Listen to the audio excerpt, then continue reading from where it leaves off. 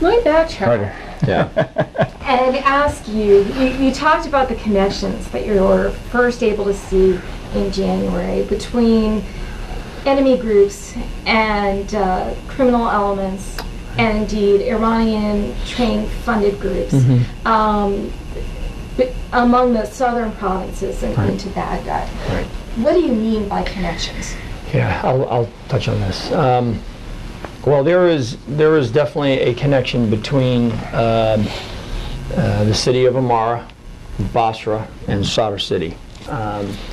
And I think that Amara, because of its location just inside of Iraq from Iran, and the lack, well, there was no coalition presence there when we arrived. Effectively, there were no UK forces up there. The PRT hadn't even visited into the province in almost 2 years.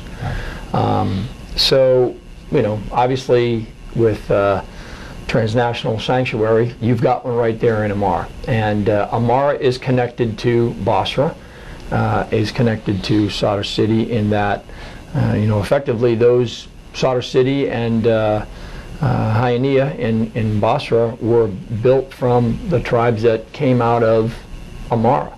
And so, there's tribal connections, there's family connections, and the routes that lead to those locations, they were able to move EFPs and move components, move money, and move people to those locations to conduct attacks against coalition and Iraqi forces. So was Amara a staging base for both Basra and Sadr City? Yes.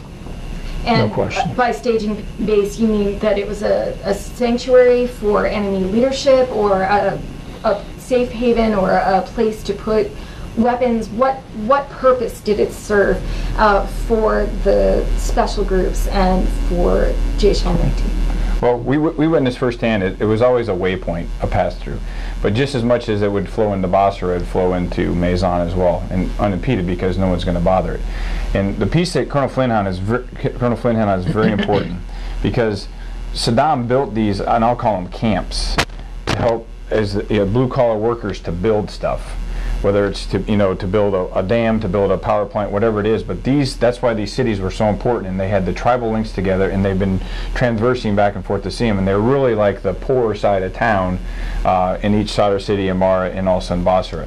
So even when talking with the ISF, they don't interdict a lot of AA&E when we had spoken with them, because whether it's somebody that's getting paid off to let it go through or not. But the important piece is yes, Maison being used as a sanctuary could store a lot of stuff, as we witnessed firsthand, of all the things, things being very vague. All the rockets, mortars, EFPs, small arms weapons, C4, all that stuff that we uncovered in really the first 12 days of going into just Amara, and then expanding out into Maison, that really the Iraqi army and the National Police, along with our guys in the Marines that were part of a MIT, the National Police, uncovered. And uncovered, I'll say, by folks telling them where it was located. The safe haven, that's an interesting one. I would surmise that most of our HVIs would use that to transition back over to Iran.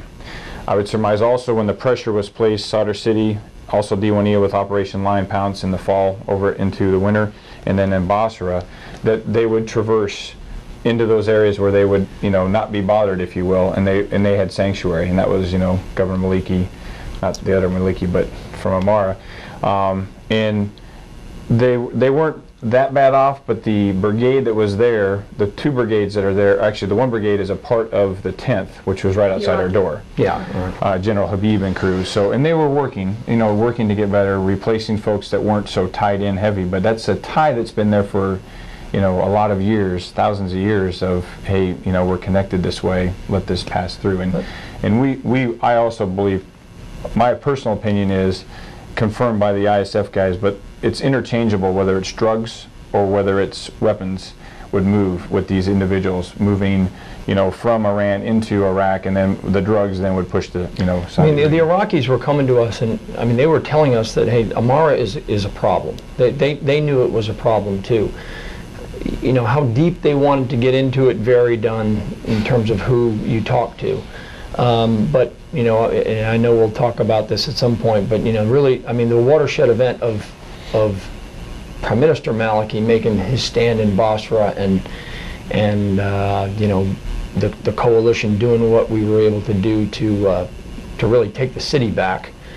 That had an effect in April and May and June leading up to when we did go into Amara, because now they had lost their their influence and power in Basra, because we saw HVIs then leave Basra and either return to wherever they came from, or they migrated up to Amara, because now Amara still had no force presence in it. So they were just, it's like a spring, you push down hard in Basra, they're going to pop up somewhere else, and they ended up popping up in Amara. So that afforded us the ability to, okay, well, now that we have Basra under control, the Iraqi army has regained its credibility, its forces back out in the streets, it's doing what needs to be done, and then we see all of this presence of these people that we've been looking for in Amara. It became pretty evident at the time that